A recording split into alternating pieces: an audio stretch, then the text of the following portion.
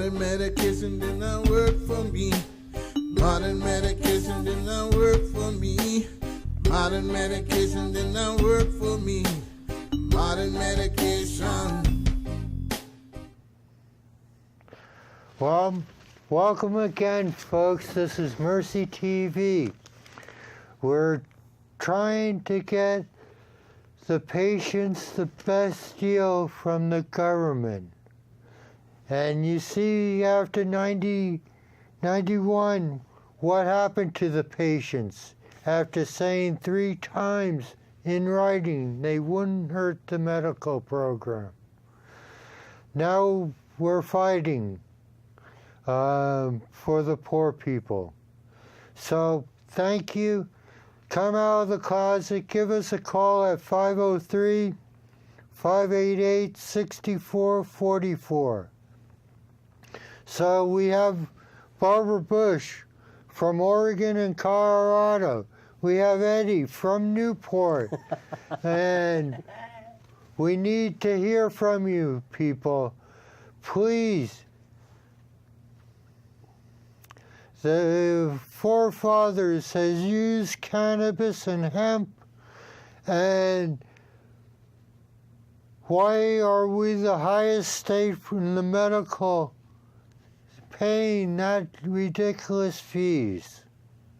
Ed, Barbara, can you answer this question? Well, I know, or what I believe I heard in, what is it, Colorado, not Colorado, another place just got medical cannabis. Arkansas. Was it Arkansas? You have to get a license now. Remember how California was when you got a license? You have to get a license now. That's one thing that I know. And I heard, what else? Somebody else legalized too, and it's for medical. Oklahoma. Oklahoma's okay. legal. Yeah, for medical right now. Excellent.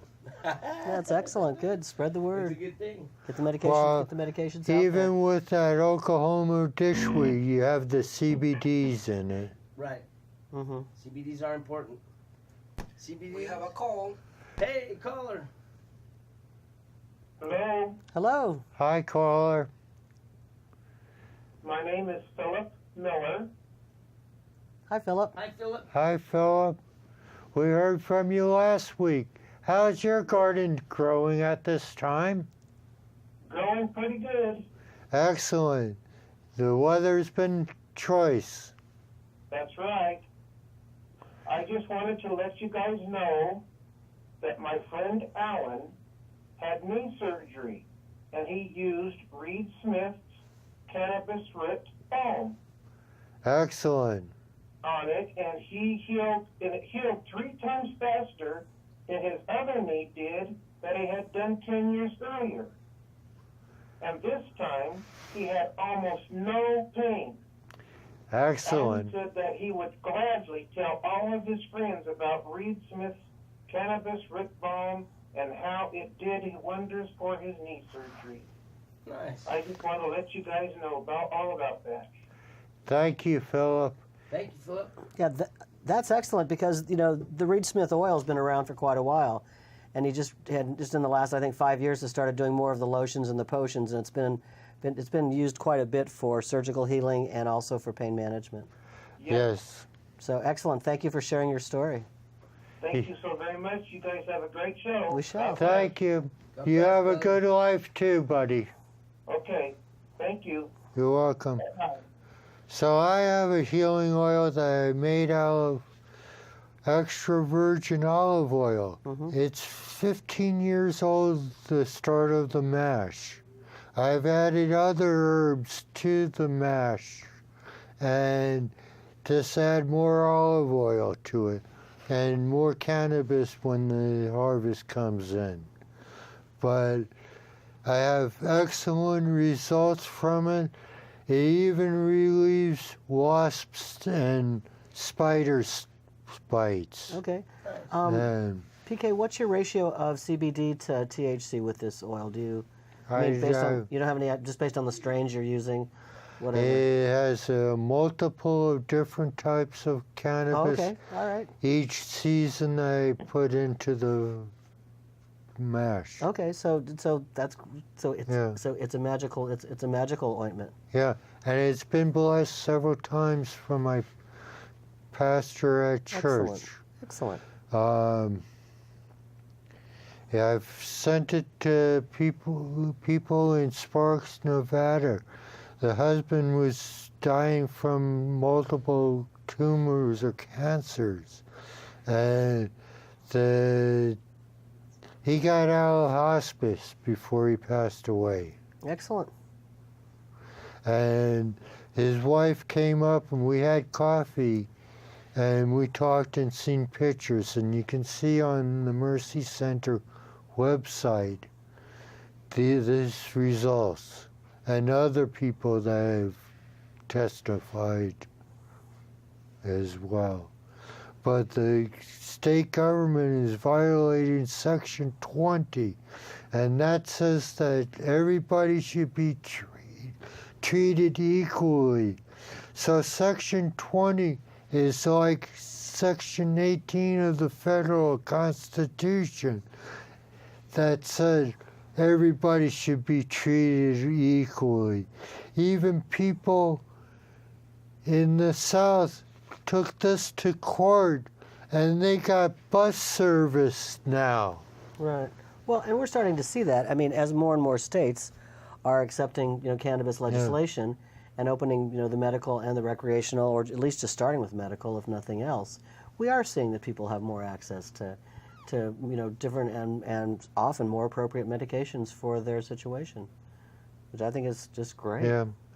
Well, cannabis is an old, ancient medicine that the pharmacy, the oil industry, the timber industry, the clothing industry, because cotton is a moneymaker down in the South and in other places that it can grow. But cannabis or hemp can grow pretty well anywhere except the Antarctic. Yeah. But if you had a greenhouse, you could do it. We could probably do it. We could probably do it anywhere we wanted to. It's crazy how cannabis and hemp are they cover so many spectrums of everything. I mean, you can use them in the industry. You can make plastic out of them. You can use them for oil. You can actually run a vehicle on them, cannabis oil. And then in our bodies, because we have those receptors, we have over 450 receptors, some odd receptors in our body that cannabis, cannabidiol, THC, cannabidiol, CBD, it's like once we get it in there, it goes to all those different. I mean, I always thought receptors were just in your brain, but no, we have receptors in our fingers and our fingertips, right? Everywhere. Yes. I mean, you're a nurse. That's why you feel pain. Well, that's why you feel pain in your finger. You've got receptors. Or pain in your neck. Pain in your neck. Yeah. Yeah. Okay. And then when you start breaking, sorry.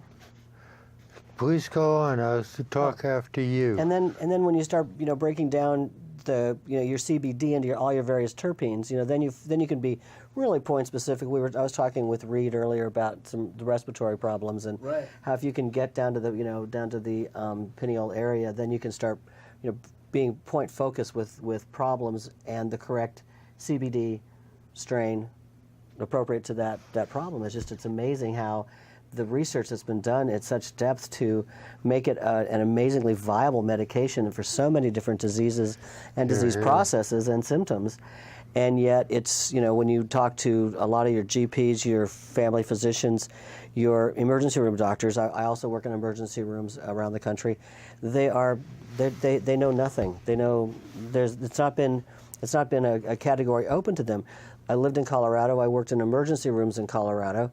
And Colorado had our largest emigration for quite a while after the legalization was medical. Medical people coming from other states because of the amount of research. I know that the university here, health system, the Oregon health system is doing some research, but Colorado, CU went insane, and with Swedish Hospital working with Colorado medical system, The amount of work done with epilepsy in children, the amount of work done with Parkinson's has been phenomenal. Here. But when you're working in a more rural area and a patient comes in with and cannabis is one of their medications, you still have to get past that ostracism of the physicians, who are often Have their going, blinders on. okay, that's marijuana, that's not a medication. And it's like, no, stop, you need to understand. And so a lot of my education I try to do is with physicians. And, you know. When I go for my yearly visit, Mm-hmm. I bring several copies of the Cannabis Connection for my doctor Mm-hmm. to share with the other physicians there at the clinic. Excellent. But the problem also with education is you can give people information, it's whether or not they choose to act on it. And that's the same with physicians, and it's the same with, you know, nursing staff and just the medical industry in general. I mean, how many things have they buried and hidden over the years? And I mean, too bad that, you know, the MA, they'd be happy if they could sell cannabis or cannabis oils or use cannabidiols or the terpenes or any of that. I'm sure that they would jump right on board if they were going to make some money off of it. I understand. Yeah. Right? I mean... Yeah. Very true. So the federal government is taking us to a ringer because cannabis is liable medicine and you don't have to smoke it. You hear this in the hospital. You can make an oil or use other method than firing it up or using combustibles. Well, yeah, you know, and with hospice we use a lot of different lotions for joint pain, skin pain, area And pain. have you seen the difference that it makes, Barbara? Oh yes, I have. Patients? Yeah. Well, You have once an again, example? though, it's totally unique to each individual. Right. I was explaining to someone earlier that, you know, each one of us is our own planet, and that sounds a little far-fetched, but you know, if somebody had a simple headache, some people are going to reach maybe for ibuprofen, some are going to reach for Tylenol, some might reach for Aleve, because different things work better within your body. So just as with any other medication, the physicians go through for either high blood pressure, pain, anything, you know, any kind of a reaction. You might have to try a couple different strains, a couple different variations on a theme, as it were, to get the right mix for you. And sometimes people aren't patient, and they just want to go. Doctors do the same thing. Of course with, they do, like, antidepressants, you know. Exactly. I mean, oh gosh, I've had, here, try some Paxil, try some Prozac, and yeah, I had negative. Right, but you know, if you keep going, you'll eventually find the one that works for you. I choose not to. Well, I'm just saying, but you know, yeah, but with all- others, you know, with the other medicines, you know, it might work for them. But Yeah. I hope I wasn't interrupting. No, you weren't at all. Oh, backhand you if you try to interrupt. Excuse me. Yes. But a long time ago, I was in a serious motorcycle accident. I was smoking cannabis or marijuana before this time, but I had cancer as well. And with the healing oil and using cannabis, relieving the pain and the frustration, I'm still alive. I'm doing this television show, trying to get people to register and vote. Get in touch with your legislator if you can email them or write to them or even make an appointment and talk to them. They're all a bunch of liars. I've done this, but it shows that the people care, and they say they have a stack of testimonies on that. We'll be bringing a gentleman in, Kevin, next week, I believe, and he's had major knee surgeries, and just like they won't replace his knees because he's too young, but he uses cannabis. But we'll talk more about him. No, that's later. great. Go. Something was coming to mind. I was thinking about if you're out there and you're involved with cannabis, and you're out of the closet per se, like you say, brother, you're coming out of the closet for cannabis. Go to city council meetings. Yep. Go to the state capitol and sit in, listen in. Yeah. You know, go to your county commissioner meetings. Get involved, and then once you see that your spot, you can make. It's just like karaoke. It's like I used to do karaoke, jockey. You find your song. find your song, find your niche, find where you're special, and you know that you can do the best, good, and let our voice be heard peacefully, not violently, not angrily. I mean, cannabis is a beautiful mother-loving plant. You know, it's just right. It's a plant, like any other plant. It has so many different useful parts. I mean, it's one of the few that really doesn't have a poisonous part. Right. No, no one has been killed from smoking or using too much cannabis. But don't smoke the seeds. They give you a headache. Yeah, that's always been the problem. Shaking seeds. Smoking the seeds. Shaking Or seeds. in the rain, like Don't Dr. smoke- Lebeck would Dr. say. Lebeck. He would have said, "Don't smoke a joint in the rain That's probably a good idea. or I like that. underwater." Oh, okay. So that's breaking it down to making it simple. So, Hey. can I ask you what has been your most your best experience with cannabis and people? I remember you told me about a little party, a dinner party you had. Yeah. Can you, Well, that's just a fun thing because it was just that it was just okay. So one of the things to give out is that marijuana doesn't work for me in any form or fashion. It puts me to sleep. Any strain, breed, type, cut, anything. It just the last time I smoked or bought marijuana, it was $15 for a 4-finger lid in a Ziploc baggie. So that was That's 70s. That was 1970 something. So, but, and it's not that I've never been against it, but it's just been great because I'll have these like Wednesday night little parties at my house because I like wine, a little bit of wine every once in a while. But it was really fun because one night a friend brought some edibles over, some gummy bears. And we made sure we marked them very, very well. We cut them in half, put a little sign on the bowl with the big triple X's, and it said, half a gummy bear is approximately 5 milligrams of THC. Well, it was really nice because, and it was interesting to see as a nurse and working with cannabis with medical patients. It was interesting just to see my friends operate on whatever. I don't know what the strain was or what the THC was. But it was interesting to see how it affected each person so differently. Some people are finally at a party eating the last bit of everything in the bowl because you know how you throw a party and they leave 3 chips, half a scoop of guac, and you're like, just eat everything. Certain friends were eating everything, but other friends were cleaning my house.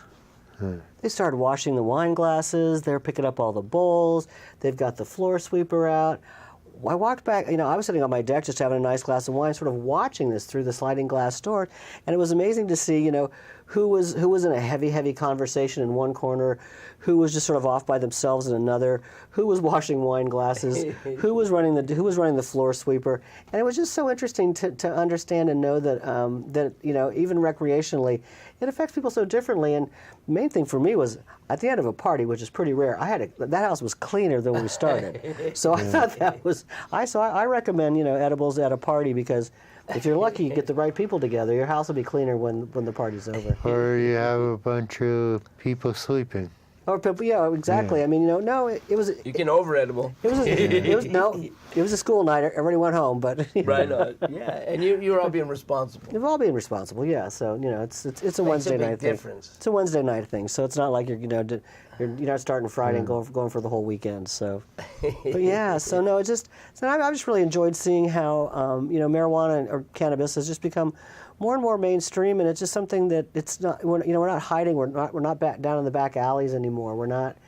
It's just nice to see it being able to be used. We're responsible, and we think of the quality of life that cannabis brings to ourselves and to other people if they would get out of the closet and give us a call at call 503. We'd love to throw some questions. Oh, that'd be great. But working in the emergency room, and I tell us people all the time, marijuana is not a problem in the emergency room. It's alcohol and cigarettes. Yeah. And and all the things that come with those two, and it's just an amazing bigger problem in our country than marijuana. Now we are seeing the chronic vomiting with the marijuana, but that's seems to be just individual related and usage. People feeling like I'm going to die. Oh no, I'm going to die because It's usually more because they don't know that they're unaware of how much they've. One thing done. I always recommend if people come to me and they say, "Hey, Weedman, I got this. What should I do?" Or will this help me with the headache? And I always say,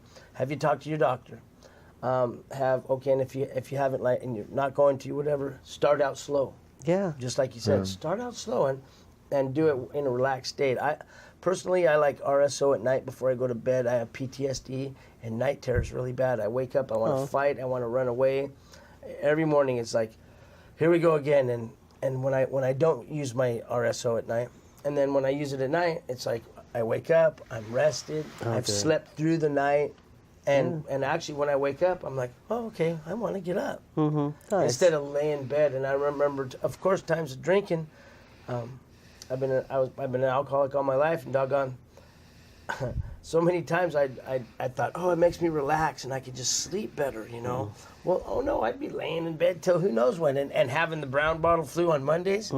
I use only cannabis, and the only reason I don't go to work on Mondays is because I'm going to Eugene to go on Dank's show, Eugene Cannabis TV. Oh, there you not go. because I'm passed out or I don't want to go to work, you know. Sure. And with cannabis, it makes such a big difference. It's just like, I mean, a cleaner medication for you. for me, yes. Yeah. And I would believe others it might not be for, just like yourself. But it's like, you know, I mean, when you start off with a new blood pressure medication, they start you on a very low dose. Right. Let's find what works. Let's start, you know, and when we start people on pain medications, you know, non-cannabis world, it's like, you know, just take a half. You don't need to, you know, the doctor will write, you know, 1 to 2 every 4 to 6 hours. But I'm like, start with a half or a quarter. See what it does for you. You may not need to get up to that rate of speed. But some people, like alcoholics, addicts, like me, it's like, well, a little more is better.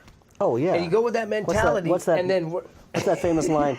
One drink's not enough, and 1,000 or one drink's too much, and 1,000 not enough. Exactly, that's what it is. Yeah. But like I was saying, I was in a serious motorcycle accident, and I broke a bone.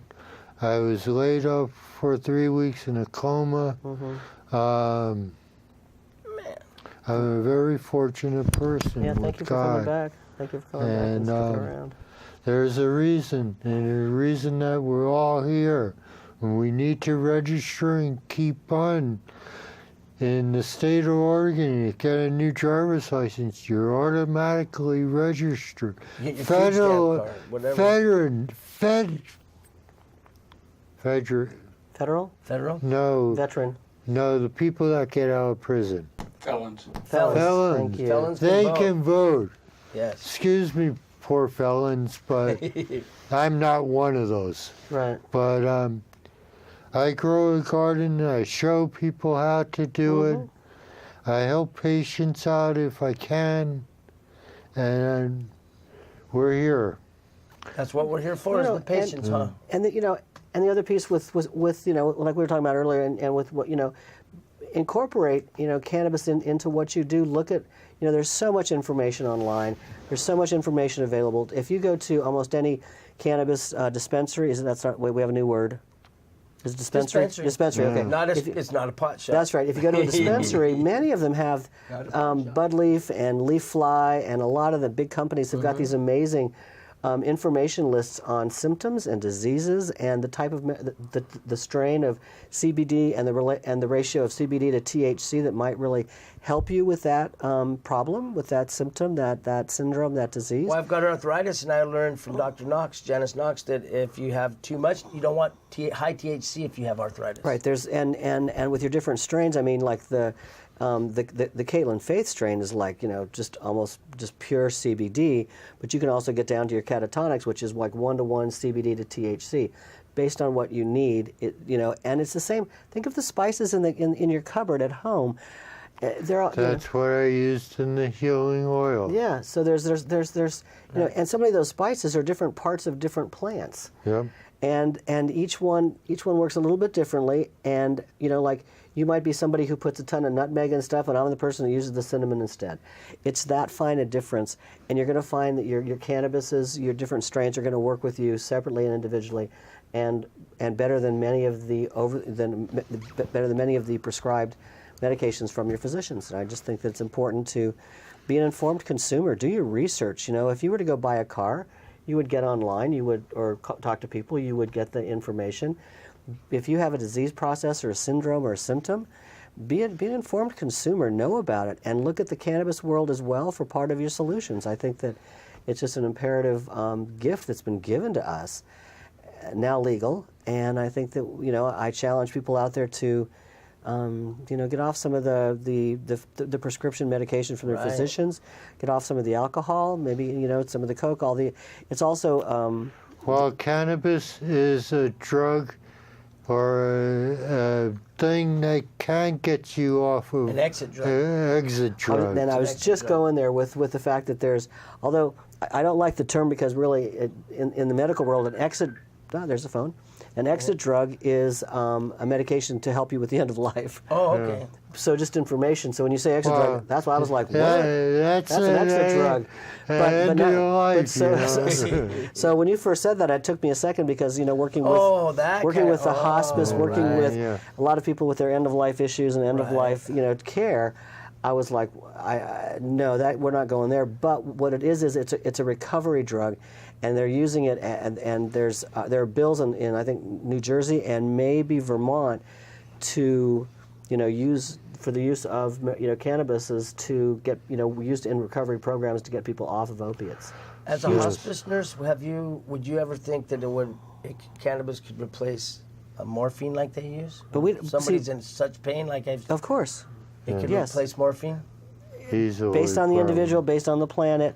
No, I don't know about easily, but once again, with anything, you know, maybe see wean them off. What I found, not so much a weaning off. What I found with end of life is that people want to be cognizant. They want to be able to talk to their friends and their family.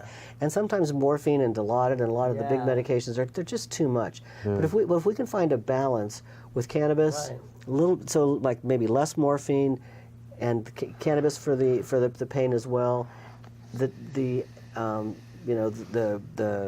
quality of going out would be a lot better. Exactly. Well, I hate to interrupt you.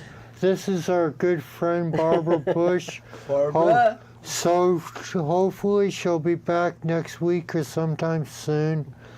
So my pleasure. We'll get an hour thank you for watching this program. Please register, talk to your legislators, go and do something. Don't be afraid. Get out of the closet. Go and have fun and fly a kite. So I'm trying to help. Please help yourself. Talk to your children. Talk to the people in the hospital.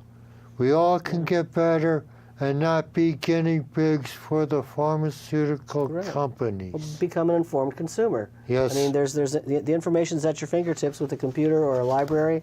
A lot of the paperwork around the state. Yeah. And they have a website that you can get back issues.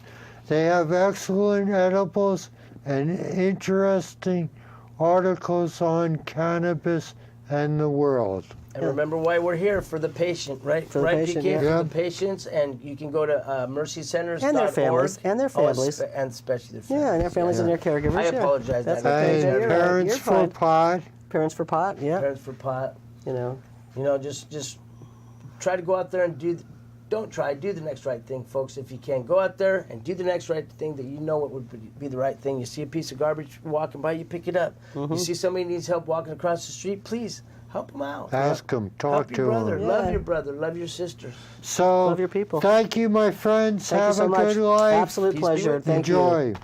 You want to say anything before I turn it off, Glenn? Yes, good night. Good night. God bless you all, every single one of you.